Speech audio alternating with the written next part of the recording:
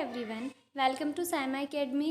Guys, हम ये Uttarakhand board का 2015 का पेपर सॉल्व कर रहे हैं साइंस का। इसमें अभी तक हमने 20 क्वेश्चन सॉल्व कर लिए हैं और यहाँ पे हम 21 से लेके 25 क्वेश्चन तक सॉल्व करेंगे।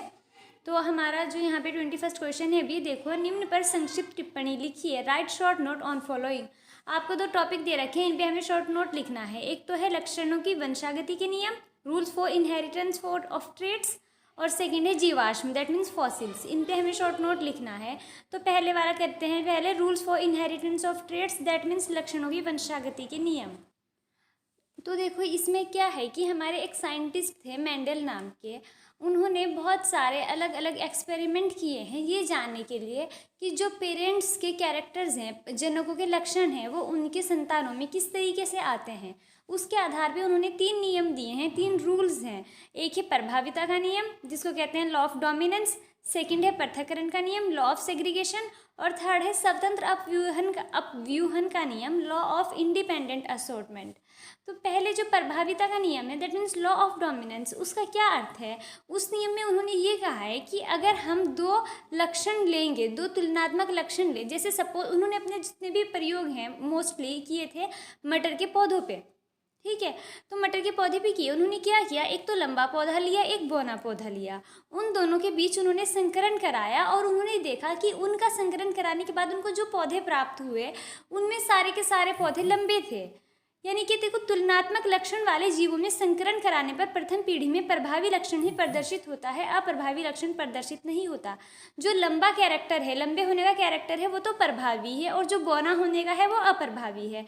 तो जब उन्होंने एक लंबे और एक बौने पौधे के बीच संकरण कराया तो उनको जो नए पौधे मिले वो सारे के सारे लंबे थे, यानी उनमें सिर्फ प्रभावी लक्षण ही था, अप्रभावी लक्षण नहीं था। यही है प्रभाविता का नियम। Law of dominance, when parents with pure contrasting traits are cross together, जब प्योर दोनों यानी जो उसके कैरेक्टर्स हैं वो बिल्कुल प्योर हो, यानी अगर लंबा है तो पूरी तरीके से लंबा हो, उसके जो जीन्स हैं वो सारे लंबे वाले होंगे। और कॉन्ट्रास्टिंग ट्रेट्स यानी कॉन्ट्रास्टिंग यानी एक लंबा है, एक लॉन्ग है, एक शॉर्ट है, इस तरीके से होना चाहिए। जब उनको क्रॉस कराया जाता है, only 1 form of traits appear in next generation, जो नेक्स्ट जनरेशन आएगी उसमें ट्रेट्स की सिर्फ एक ही फॉर्म नजर आएगी, यानी वो लंबे ही दिखेंगे। The hybrid offspring will exhibit only the dominant trait in the phenotype। जो उनकी हाइब्रिड, देखो, एक उन्होंने लॉन्ग वाला लिया यानी और एक ड्वार्फ लिया, तो जब उनका क्रॉस कराएंगे तो जो आएगा उनसे जो प्लांट मिलेगा तो कैसा होगा, वो हाइब्रिड होगा ना, दोनों के कैरेक्टर होंगे उसके अंदर, लेकिन उसमें शो होगा सिर्फ लॉन्ग वाला ही, क्योंकि लॉन्ग वाला डोमिनेंट है। तो जो डोमिनेंट वाला है वही शो होगा, जो उनकी ऑफस्प्रिंग होगी। जो रिसेसिव है यानी जो अप्रभावी है वो शो नहीं होगा। सेकेंड लॉ है पृथक्करण का नियम। पृथक्करण के नियम में देखो क्या है, जैसे कि अभी हमने देखा कि अगर एक लंबा पौधा एक बौना पौधा लेंगे, उन दोनों का क्रॉस कराएंगे, उनसे जो हमें नया पौधा बनेगा उसमें दोनों के कैरेक्टर्स होंगे, लेकिन वो दिखेगा लंबा ही, क्योंकि जो लंबा है, लंबाई का जो लक्षण है वो प्रभावी है। और F1 जनरेशन में यानी पहली पीढ़ी में प्रभावी लक्षण ही दिखते हैं। लेकिन उसके बाद मेंडल ने क्या बोला कि जब तुलनात्मक लक्षणों में संकरण के फलस्वरूप बनी F1 पीढ़ी की संतति में युग्मक निर्माण के समय तुलनात्मक लक्षणों के जीन पृथक होकर अलग अलग युग्मकों में चले जाते हैं। देखो क्या हुआ कि हमने पहले एक लंबा पौधा लिया, एक बौना पौधा लिया, उनका क्रॉस कराया, उनसे जो नया पौधा बना उसके अंदर जो ट्रेट्स हैं, लक्षण तो दोनों के आएंगे, लंबे के भी आएंगे, बौने के भी आएंगे, बस वो दिखेगा लंबा। तो अब क्या होगा, जब वो जो पौधा बना है ना पहली पीढ़ी में, प्रथम पीढ़ी में, जब उससे नए युग्मक बनेंगे यानी उसका जब संकरण कराएंगे तो उसके अंदर जो लक्षण है, लंबे वाला भी और बौने वाला भी, उस टाइम युग्मक निर्माण के टाइम पे वो दोनों लक्षण अलग अलग हो जाएंगे। होंगे तो उसके अंदर दोनों है, लेकिन वो अलग अलग हो जाएंगे, एक साथ नहीं रहेंगे। अर्थात युग्मक इकाई लक्षण के लिए शुद्ध होते हैं, मतलब फिर से एक उसके अंदर लंबाई का भी कैरेक्टर है और बौनेपन का भी कैरेक्टर है, वो लक्षण फिर से उनके अलग अलग हो जाते हैं वहाँ जाके। Law of segregation, this law explains that the pair of alleles segregate from each other during meiosis cell division, यानी कि gamete formation, so that only 1 allele will be present in each gamete. ये law explain करता है जो alleles हैं, यानी कि एक लंबाई वाला है, एक जो ड्वार्फिज्म वाला है वो है, तो जब सेल डिवीज़न होता है उस टाइम पे जब गैमेट का फॉर्मेशन होता है, युग्मक का निर्माण होता है, उस टाइम वो जो एलील्स हैं, एक लॉन्ग जो उसके हाइट के लिए रिस्पॉन्सिबल है और एक जो ड्वार्फिज्म के लिए रिस्पॉन्सिबल है, वो दोनों सेग्रीगेट हो जाते हैं यानी सेपरेट हो जाते हैं, जिससे कि हर एक गैमेट में एक ही एलील आए, या तो हाइट मतलब लंबे वाला आएगा या ड्वार्फिज्म वाला आएगा, कोई एक आएगा। ये है लॉ ऑफ सेग्रीगेशन। नेक्स्ट है जो थर्ड लॉ है स्वतंत्र अपव्यूहन का नियम।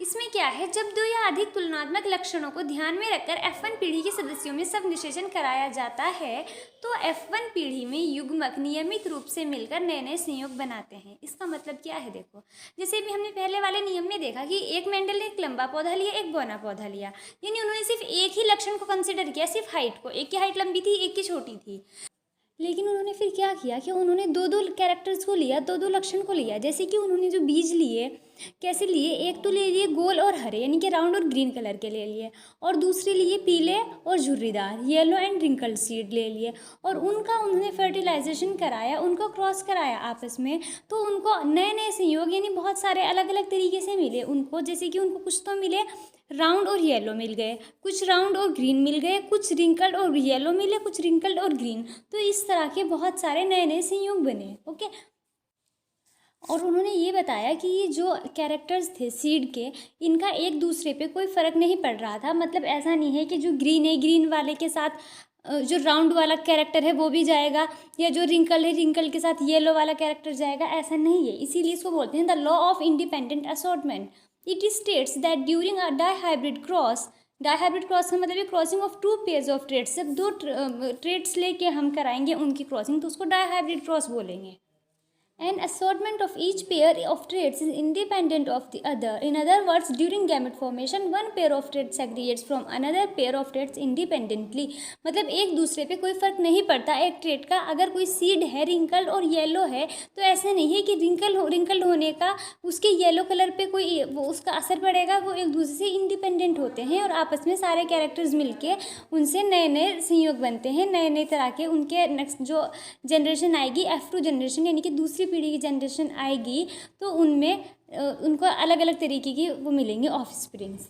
ओके, ये था यहाँ पे ये 3 लॉज थे हेरिडिटी के। इसके बाद है नेक्स्ट हमारा जीवाश्म। हमें जीवाश्म पे शॉर्ट नोट लिखना है। अब देखो जीवाश्म क्या होते हैं। प्राचीन कालीन जीवों के अवशेष जो आदिकाल में पृथ्वी पर रहते थे बाद में विलुप्त हो गए भूपटल की चट्टानों में परिरक्षित मिलते हैं, जीवाश्म कहलाते हैं। जो भी बहुत पुराने मिलियंस ऑफ ईयर्स टाइम पहले कुछ ऑर्गेनिजम्स थे वो फिर बाद में धीरे धीरे विलुप्त हो गए, या कहीं भी किसी तरह की कोई प्राकृतिक आपदा आ गई और वो वहीं पर दब गए ज़मीन में, तो वो कहाँ पर मिलते हैं, भूपटल की चट्टानों में। वो ज़मीन में दब जाते हैं तो वो बहुत मिलियंस ऑफ ईयर्स बाद जो उनके हमें अवशेष मिलते हैं उन्हीं को जीवाश्म बोलते हैं। ओके, जीवाश्म के अध्ययन से निम्नलिखित तथ्य प्राप्त होते हैं। जब साइंटिस्ट उनकी स्टडी करते हैं जीवाश्म की तो उनको बहुत सारी बातें पता चलती हैं कि उस टाइम के जो जीव थे वो किस तरह के होते थे, उसके बाद से आज तक लेके किस तरह से जीवों का धीरे धीरे विकास हुआ है, और वहाँ पे जो लोग थे वो किस तरह से रहते थे, खाते थे, उनके बारे में सब कुछ पता चल जाता है जब उनकी स्टडी की जाती है। तो पृथ्वी पर आदिकाल से आधुनिक काल तक जीवन में निरंतर परिवर्तन होता रहा है। हमें उन जीवों को देखने से जो जीवाश्म मिले हैं उनसे हमें ये पता चलता है कि जिस तरह का जीवन आज हम जीते हैं, जिस तरह के आज जीव पाए जाते हैं, उस टाइम पे ऐसे नहीं होते थे, वो अलग तरह के होते थे। इसका मतलब ये है कि तब से लेके अब तक पृथ्वी पे लगातार जीवन में परिवर्तन आया है। आधुनिक जीवन से प्राचीन कालीन जीवधारी पादप एवं प्राणी भिन्न थे, यानी कि जो आज के टाइम का जीवन है जिसे मैंने भी बताया, और जो प्राचीन काल के जीवधारी थे उनमें चाहे वो पादप हो या प्राणी दोनों ही भिन्न थे, दोनों ही डिफरेंट थे, सभी में परिवर्तन हुआ है। ऐसी प्रजातियों का ज्ञान होता है जो कभी जीवित थी परंतु विलुप्त हो गई हैं। बहुत सारी ऐसी प्रजातियों का भी पता चला है कि उस टाइम पे थी, उन किस तरह के जीवाश्म मिले हैं और उस तरह की प्रजाति आज कहीं भी नहीं पाई जाती, तो इसका मतलब है कि वो विलुप्त हो गई, अब नहीं है ना। ऐसे अनेक जीवधारियों के जीवाश्म प्राप्त हुए हैं जिनमें 2 वर्गों या संघों के लक्षण पाए जाते हैं। इससे ये ज्ञात होता है कि किस प्रकार के जीवधारियों से कौन से जीवधारी विकसित हुए हैं। जैसे आर्कियोप्टेरिक्स के जीवन के अध्ययन से ज्ञात होता है कि पक्षियों की उत्पत्ति सरीसृप से हुई है। देखो आर्कियोप्टेरिक्स एक इस तरह का जीव है कि उसके अंदर कुछ तो पक्षियों के लक्षण हैं और कुछ सरीसृपों के। सरीसृप का मतलब होता है जिसमें छिपकली वगैरह आती हैं। तो उनसे ये पता चलता है कि जो आर्कियोप्टेरिक्स है उसमें 2 संघ के 2 वर्गों के लक्षण मिल रहे हैं, है ना। तो इसका मतलब ये है कि उसके अंदर कुछ तो सरीसृप हो गए, कुछ पक्षी हो गए हैं। इसका मतलब पक्षी भी पहले सरीसृप ही थे, सरीसृप धीरे धीरे परिवर्तित होके पक्षियों में चेंज हो गए। अब देखते हैं इंग्लिश में fossils. Fossils are the remains और traces of a dead organism. Fossils क्या होती है, किसी डेड ऑर्गेनिज्म के रिमेन्स को बोलते हैं। देखो ऐसा नहीं कि आज किसी की डेथ हुई तुम उसको 2 साल 5 साल या 10 साल बाद उसके रिमेन्स को फॉसिल बोलोगे। ये होता है मिलियंस ऑफ ईयर्स की प्रोसेस होती है, इतने लाखों करोड़ों सालों में जाके वो उनके फॉसिल्स बनते हैं। These are form through the formation of sedimentary rocks. जो सेडिमेंट्री रॉक्स होती हैं उनकी फॉर्मेशन इन सेडिमेंट्री रॉक्स में पाए जाते हैं फॉसिल्स। ओके, तो इनसे हमें क्या पता चलता है, हमें शॉर्ट नोट लिखना है ना, तो हमें बताना है कि फॉसिल क्या होते हैं, उनसे हमें क्या पता चलता है। They provide following information on the process of evolution. उनसे हमें इवोल्यूशन के प्रोसेस का पता चलता है और किस तरह की इन्फॉर्मेशन मिलती है। They tell about the changes that occur on the earth surface and corresponding organisms. उनसे हमें पता चलता है जो अर्थ के सरफेस पे चेंजेस आए हैं और जो वहाँ पे ऑर्गेनिज्म रहते थे अर्थ पे तब से लेके आज तक उनमें क्या चेंजेस आए हैं।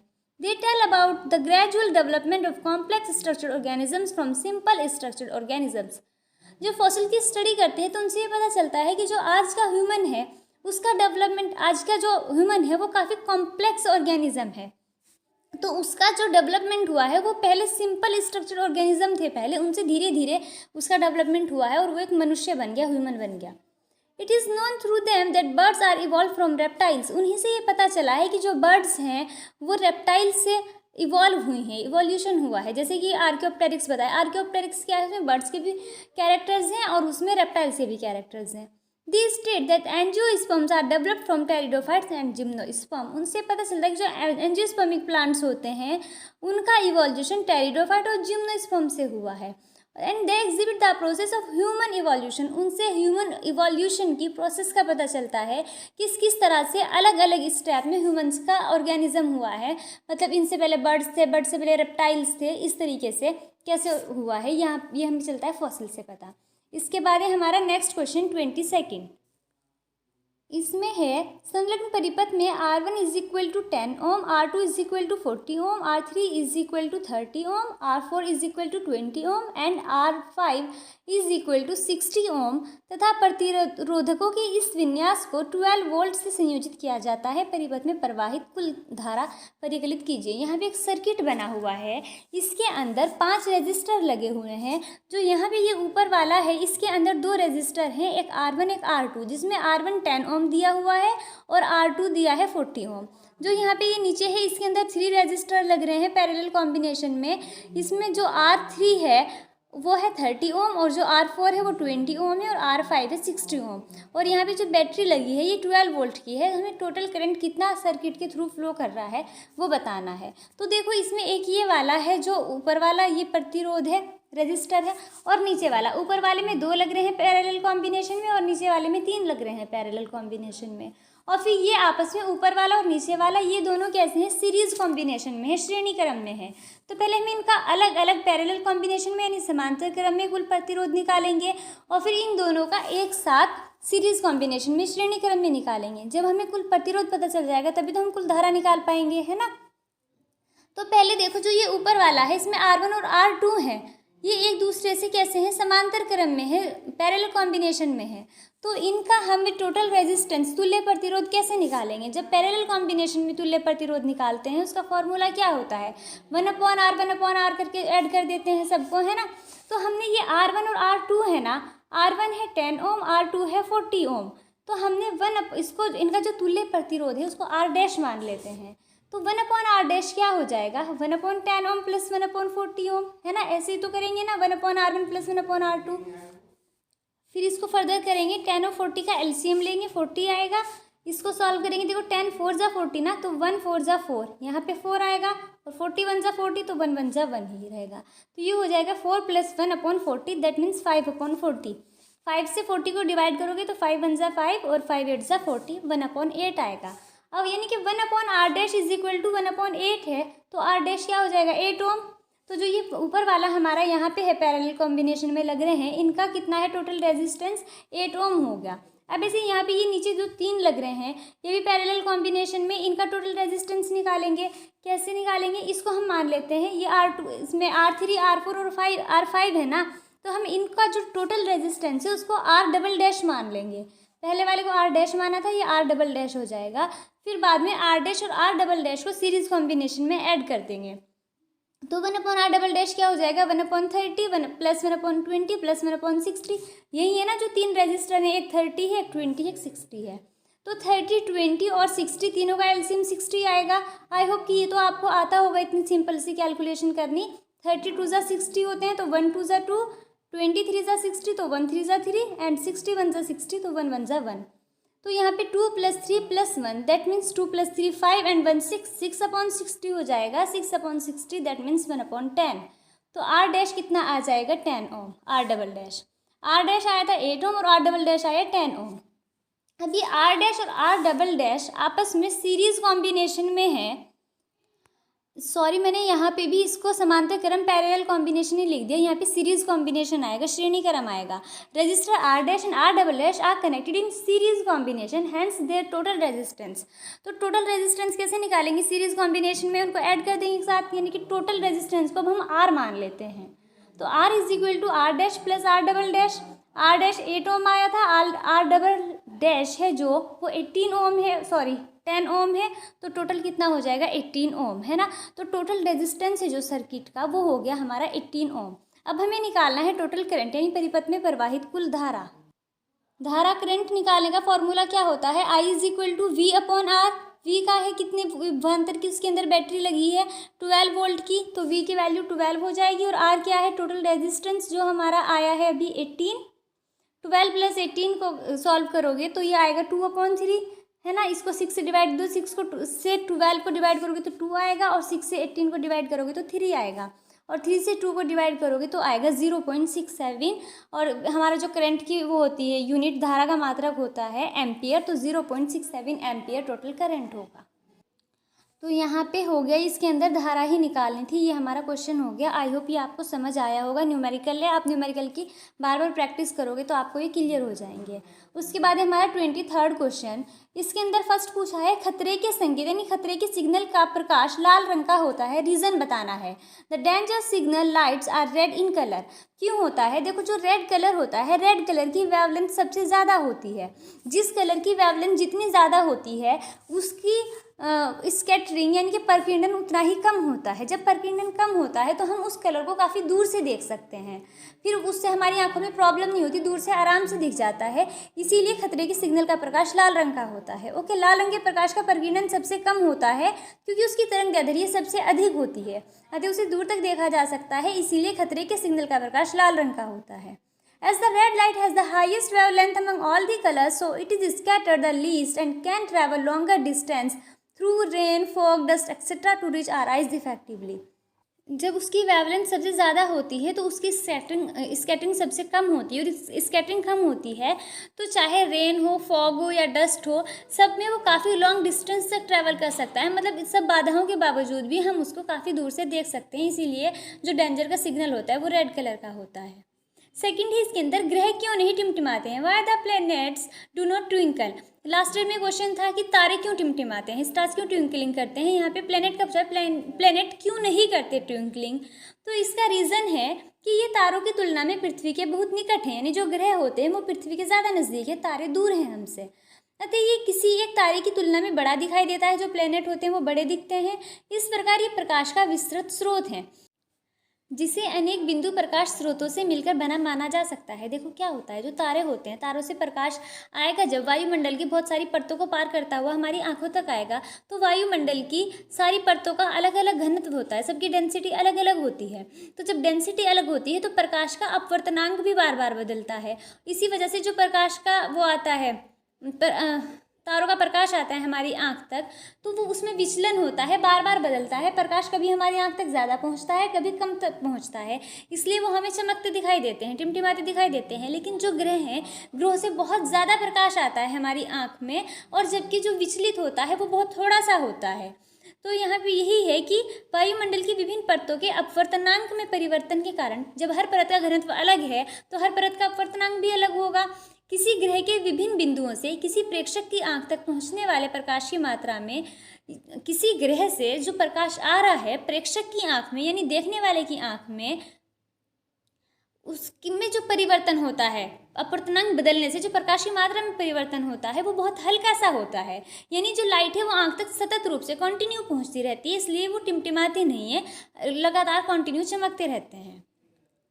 Planets are much closer to the earth and are seen as extended sources. Planets हैं वो अर्थ के ज़्यादा क्लोज हैं और उनको हम एज एन एक्सटेंडेड सोर्स मान सकते हैं लाइट का। सो अ प्लैनेट में be considered a collection of many point size light sources. इसलिए हम क्या मान सकते हैं प्लेनेट को कि पॉइंट साइज के, मतलब छोटे छोटे बहुत सारे पॉइंट से मिलके बना हुआ एक लाइट सोर्स है। Although light coming from individual point size sources flickers, but the total amount of light entering our eye from all individual point size sources average out to be constant। लेकिन फिर भी क्या है, जो light आ रही है उन सारे पॉइंट साइज सोर्सेज से हमारी आइज में आ रही है वो काफ़ी ज़्यादा होती है, वो ऐसे ही लगती है, वो कांस्टेंट रहती है, लगातार आती रहती है। इसलिए जो प्लैनेट्स हैं वो इक्वली ब्राइट दिखते हैं और ट्विंकलिंग नहीं होती प्लैनेट्स में। ओके, इसके बाद है ऑप्शन में दे रखा है, आप ये वाला कर सकते हैं, कांच के प्रिज्म द्वारा श्वेत प्रकाश के विक्षेपण की प्रक्रिया को सचित्र समझाइए। Explain diagrammatically the process of dispersion of white light by glass prism. देखो, जो लाइट होती है, सनलाइट होती है, हमें व्हाइट कलर की दिखती है, लेकिन उसमें बहुत सारे कलर्स होते हैं। मेनली हम 7 कलर्स मानते हैं कि 7 कलर से मिलकर बनी होती है, और भी बहुत सारे होते हैं पर मेनली इन्हीं के शेड्स में होते हैं, 7 कलर्स मानते हैं। तो जो ये वाइट लाइट जब किसी ना कांच के प्रिज्म से हम पास कराते हैं तो ये 7 कलर में डिस्पर्स हो जाती है, विभक्त हो जाती है। इसी को बोलते हैं प्रकाश का विक्षेपण, dispersion of white light, dispersion of light. तो इसको समझाना है डायग्रामेटिकली। डायग्राम तो कैसे बनाओगे कि आप ग्लास प्रिज्म बना दोगे, एक इधर से दिखाओगे वाइट लाइट जा रही है और उधर यहाँ जाके ये 7 कलर में डिस्पर्स हो जाती है। 7 कलर कौन कौन से होते हैं? वॉयलेट होता है, Indigo, blue, green, yellow, orange, red. इसको विप की ओर से याद रखते हैं। रेड सबसे ऊपर आएगा और जो है वो ये वॉयलेट कलर, वॉयलेट सबसे नीचे आएगा। कैसे होगा अभी देखो, किसी पारदर्शी पदार्थ जैसे कांच का अपवर्तनांक प्रकाश के रंग पर निर्भर करता है। जैसे अभी हमने पढ़ा है कि प्रकाश जब एक माध्यम से दूसरे माध्यम में जाता है तो उसकी जो चाल होती है उसमें परिवर्तन आता है। तो जब अगर प्रकाश वायु से किसी दूसरे माध्यम में जाएगा तो उनकी जो चाल का अनुपात होता है उसी को अपवर्तनांक बोलते हैं। तो कांच का अपवर्तनांक प्रकाश के रंग पे निर्भर करेगा। मतलब जब हम उसमें से लाइट पास करेंगे तो हर जो सनलाइट होती है बहुत सारे कलर से मिलके बनी होती है, हर एक कलर के लिए कांच का अपवर्तनांक अलग अलग होता है और ये लाल रंग के लिए सबसे कम होता है, जबकि बैंगनी यानी वॉयलेट कलर जो सबसे नीचे है इसके लिए सबसे ज़्यादा होता है। तो जब कोई प्रकाश किरण किसी प्रिज्म से गुजरती है तो वह अपने मार्ग से विचलित होकर प्रिज्म के आधार की ओर झुक जाती है।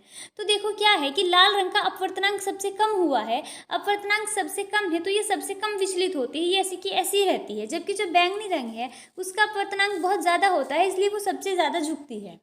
ओके, चूंकि श्वेत प्रकाश में उपस्थित भिन्न भिन्न रंगों की किरणों में विचलन भिन्न भिन्न होता है, अतः लाल रंग के प्रकाशीय किरण प्रिज्म के आधार की ओर सबसे कम और बैंगनी रंग के प्रकाशीय किरण प्रिज्म के आधार की ओर सबसे अधिक झुकती है। इस प्रकार श्वेत रंग के प्रकाश का प्रिज्म में से गुजरने पर वर्ण विक्षेपण हो जाता है। सारे रंग अलग अलग एंगल से विचलन कर जाते हैं, तो इसलिए हमें फिर सारे अलग अलग दिखाई देते हैं। The refractive index of a transparent material such as glass depends on the color of the light। जो refractive index है ग्लास का वो डिपेंड करता है कलर ऑफ द लाइट पे। The refractive index is lowest for red light and highest for violet light. जो refractive index RI होता है रेड लाइट के लिए सबसे कम होता है और वायलेट लाइट के लिए सबसे ज़्यादा होता है। When a ray of light passes through a glass prism, जब कोई लाइट की रे किसी ग्लास प्रिज्म से पास करती है तो it deviates from its path and bends towards the base of the prism। तो ये अपने पाथ से डेविएट होके प्रिज्म के बेस की तरफ झुक जाती है, बेंड हो जाती है। Since the divergence in the rays of different colors present in white light is different, क्योंकि जितने भी कलर्स होते हैं वाइट लाइट में सबके लिए डाइवर्जेंस अलग अलग होता है, क्योंकि सबका रिफ्रैक्टिव इंडेक्स अलग अलग है। Hence the ray of red light bends the least towards the base of the prism and the ray of violet light bends the most towards the base of the prism। तो इसलिए red colour की light सबसे कम bend होती है और violet colour की सबसे ज़्यादा होती है और बाकी इनके बीच की अलग अलग एंगल से बेंड होती हैं। Thus when white colored of light passes through a prism there is a dispersion of color। इसलिए जब ये वाइट लाइट प्रिज्म से पास करती है तो कलर का डिस्पर्जन हो जाता है। ये था क्वेश्चन 23 कंप्लीट। इसके बाद है 24 क्वेश्चन। नाभिकीय ऊर्जा कैसे उत्पन्न होती है? How is nuclear energy generated. नाभिकीय ऊर्जा के उपयोग तथा दुरुपयोग को समझाइए। हमें इसके यूज़ एंड मिसयूज़ बताने हैं। तो नाभिकीय ऊर्जा क्या होती है? देखो ऐसा करते हैं कि एक दो तरीके से होती है न्यूक्लियर रिएक्शन जो होती है। एक में तो होता है नाभिकीय विखंडन जिसको बोलते हैं न्यूक्लियर फिजन, और एक होता है नाभिकीय संलयन जिसको बोलते हैं न्यूक्लियर फ्यूजन। तो एक भारी नाभिक के दो लगभग बराबर हल्के नाभिकों में टूटने, अगर जब एक नाभिक टूटेगा, टूटने को विखंडन कहते हैं तो नाभिकीय विखंडन बोलेंगे। अथवा दो हल्के नाभिकों के संयुक्त होने पर नाभिक बनाने, जब दो जुड़ेंगे एक साथ उसको नाभिकीय संलयन बोलेंगे। उसमें नाभिक के द्रव्यमान का कुछ भाग का क्षय हो जाता है, लॉस हो जाता है कुछ पार्ट का, और वो लॉस हमें एनर्जी के फॉर्म में मिलता है। बहुत खतरनाक एक्सप्लोजिव होता है वो, इसलिए उससे जो एनर्जी मिलेगी उसको नाभिकीय ऊर्जा कहते हैं। Okay, in the process of splitting a heavy nucleus into two almost equal lighter nuclei, यानी जब एक हैवी न्यूक्लियस दो लगभग इक्वल न्यूक्लियाई में ब्रेक हो जाएगा, स्प्लिट हो जाएगा, जिसको हम बोलेंगे न्यूक्लियर फ्यूजन, और the fusion of two lighter nuclei to form a nucleus, या अगर हम दो हल्के न्यूक्लियाई से को फ्यूज करके एक न्यूक्लियस बनाएं, जिसको न्यूक्लियर फ्यूजन बोलेंगे प्रोसेस को, some parts of the mass of nucleus is lost, nucleus का जो कुछ मास होता है वो उसका लॉस हो जाता है। This mass decay is obtain in the form of energy which is called nuclear energy, उस मास डिके से ही हमें बहुत सारी एनर्जी मिलती है, जिसको न्यूक्लियर एनर्जी बोलते हैं। अब इसके यूज़ क्या है, नाभिकीय ऊर्जा के उपयोग क्या है। नाभिकीय विखंडन अथवा नाभिकीय संलयन की क्रिया में अत्यधिक ऊर्जा प्राप्त होती है, जिसका उपयोग विद्युत उत्पादन के लिए नाभिकीय संयंत्रों में किया जाता है। आजकल जो एनर्जी बनती है, बहुत सारी इलेक्ट्रिसिटी बनती है, न्यूक्लियर पावर प्लांट होते हैं उनसे, तो वहाँ पे इस न्यूक्लियर एनर्जी का ही यूज़ होता है। इस ऊर्जा का उपयोग पानी से भाप बनाकर विद्युत उत्पन्न करने में किया जाता है। इस न्यूक्लियर एनर्जी का यूज़ होता है पानी से भाप बना के इलेक्ट्रिसिटी जनरेट करने में, विद्युत उत्पन्न करने में। Okay, in the process of nuclear fission और nuclear fusion a lot of energy is obtained which is used in nuclear power plants to generate electricity. This energy is use to generate electricity by making steams from water, water से steam बना के electricity generate करने में भी nuclear energy use करते हैं, यानी कि फिर हम कोल वगैरह यूज़ ना करके न्यूक्लियर एनर्जी यूज़ करते हैं इलेक्ट्रिसिटी बनाने में। मिसयूज़ क्या है, इसका दुरुपयोग क्या है, आपने सुना होगा न्यूक्लियर वेपन्स होते हैं, नाभिकीय हथियार होते हैं जो कि बहुत खतरनाक होते हैं ना, न्यूक्लियर बॉम्ब। नाभिकीय ऊर्जा का प्रयोग नाभिकीय हथियार बनाने में किया जाता है, जो कि बहुत विनाशकारी है। Nuclear energy is use to make nuclear weapons which is very destructive, बहुत डिस्ट्रक्टिव होते हैं, बहुत उससे लॉस हो सकता है, तो ये उसका मिसयूज़ है। अब है 25वां क्वेश्चन, इसमें आपको कुछ रिएक्शंस देनी है, इसमें दे रखा आपको ये बनाना, आपको इनके लिए रिएक्शन देनी है। कैसे प्राप्त करेंगे, केवल रासायनिक समीकरण दीजिए। How will obtain, give chemical equations only. First है आपको एथेनॉल से एथीन बनाना है, तो एथेनॉल से एथीन कैसे बनाएंगे, आपके पास एथेनॉल होना चाहिए। एथेनॉल क्या होता है, एथ, मैंने आपको पहले बताया एथ आ रहा है ना, एथ का मतलब है दो कार्बन, एक कार्बन के लिए हम मेथ यूज़ करते हैं, दो कार्बन के लिए एथ। और अगर कार्बन कार्बन के बीच में सारे बॉन्ड सिंगल होते हैं तो एन यूज़ करते हैं, यानी कि एथ प्लस एन एथेन हो जाएगा। और ऑल है, ऑल का मतलब है अल्कोहल, तो जब दो कार्बन होंगे तो एथ हो जाएगा, सिंगल सिंगल बॉन्ड होगा तो एथेन हो जाएगा, और अल्कोहल है तो ऑल, यानी कि एथेनॉल। यहाँ पे हमारे पास एथेनॉल है। एथेनॉल को हॉट कंसनट्रेटेड H2SO4 यानी गर्म शांत सल्फ्यूरिक एसिड के साथ 443 केल्विन पे जब हीट करते हैं तो उससे हमें एथीन मिलती है। एथीन मतलब एथ दो कार्बन, इन का मतलब है कार्बन कार्बन के बीच में डबल बॉन्ड है, तो एथीन मिलती है और वाटर बाहर हो जाता है और एथीन बन गई। एथेनॉल से एथीन ही तो बनानी थी। सेकंड है एथेनोइक अम्ल से एस्टर। यहाँ पे आपको एथेनोइक अम्ल से एस्टर बनाना है, तो एथेनोइक अम्ल क्या होगा, देखो फिर एथ आ रहा है, एथ का मतलब दो कार्बन है और एन का मतलब एथेन है ना, तो एथेन का मतलब कार्बन कार्बन के बीच में सारे सिंगल बॉन्ड है, और अम्ल है एथेनोइक। जब भी कहीं पे भी कार्बोक्सिलिक अम्ल होगा, कार्बोक्सिलिक एसिड होगा, उसके लिए हम ओइक एसिड यूज़ करते हैं, तो एथेनोइक एसिड हो जाएगा। और जो एसिड होता है कार्बोक्सिलिक एसिड का फंक्शनल ग्रुप आपको पता है COOH होता है ना, तो CH3COOH क्या हो जाएगा, एथेनोइक अम्ल। इसका कॉमन नेम एसिटिक एसिड भी है, एसिटिक अम्ल। जब एथेनोइक अम्ल की रिएक्शन हम एथेनॉल से कराएंगे, जो भी हमने यहाँ पे यूज़ किया था फर्स्ट रिएक्शन में, तो इससे वाटर का लॉस हो जाएगा और ये एस्टर में कन्वर्ट हो जाएगा। देखो यहाँ पे ये है एथेनोइक अम्ल CH3COOH, यहाँ से ये H निकालो, और CH3CH2OH, यहाँ से ये OH निकालो, OH और H, दैट मीन्स H2O, ये अलग हो जाएगा, और ये क्या बचेगा CH3COO, ये इतना यहाँ पे, और इधर से ये CH2 और ये CH3, ये है यहाँ पे CH3, ये एस्टर बन जाएगा इस तरीके से। थर्ड है इसमें एथेनॉल से एथेनोइक अम्ल। अब क्या करना है, यहाँ तो देखो हमने एथेनोइक अम्ल और एथेनॉल को यूज़ करके एस्टर बनाया है, इसमें अब नेक्स्ट हमें करना है कि जो ये एथेनॉल है इससे कैसे एथेनोइक अम्ल बनेगा। तो देखो जब हम एथेनॉल को ट्रीट करते हैं बेसिक KMnO4 के साथ, यानी क्षारीय KMnO4, KMnO4 होता है पोटेशियम पर मैग्नेट, इसके साथ हीट करते हैं तो ये कन्वर्ट हो जाता है एथेनोइक अम्ल में CH3COOH में। इतना सिंपल सा मेथड है, आप एथेनॉल को एथेनोइक अम्ल में चेंज कर दोगे। फिर है लास्ट में एथीन से एथेन। देखो एथीन का मतलब, एथ का मतलब 2 कार्बन, ईन है, ईन का मतलब है कार्बन कार्बन के बीच में डबल बॉन्ड, तो एथीन। और एथेन का मतलब है 2 कार्बन लेकिन एन है तो कार्बन कार्बन के बीच में सिंगल बॉन्ड। तो जब भी हम क्या करेंगे, अपचेन करते हैं, देखो हमने पढ़ा था, आपको मैंने पहले भी दूसरे जो पेपर सॉल्व कराए हैं उनमें भी बताया है कि अपचेन का यानी रिडक्शन का मतलब होता है एडिशन ऑफ हाइड्रोजन।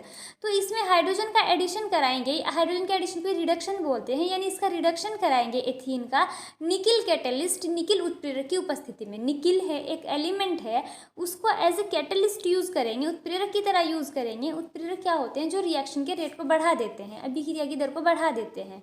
तो उसके साथ इसका रिडक्शन कराएंगे यानी हाइड्रोजन का एडिशन कराएंगे। अभी CH2 दिख रहा है ना, तो यहाँ से ये डबल बॉन्ड सिंगल में कन्वर्ट हो जाएगा और H2 में से एक हाइड्रोजन इसको मिलेगी और एक हाइड्रोजन इसको, ये बन जाएगा CH3 यानी कि CH3 सिंगल बॉन्ड CH3। और ये जो हाइड्रोजन है ना 3, ये इस कार्बन से भी सिंगल बॉन्ड से जुड़ी होंगी, हाइड्रोजन का तो सिंगल ही बॉन्ड बनता है कार्बन किसी के भी साथ। तो यहाँ से ये एथेन से ये एथेन में कन्वर्ट हो गया। ये हो गए हमारे 25 क्वेश्चंस। इसके बाद 26 से लेके आगे के क्वेश्चन नेक्स्ट वीडियो में करेंगे। आई होप आपको ये सब कुछ अच्छे से समझ आया होगा। Thank you so much for watching.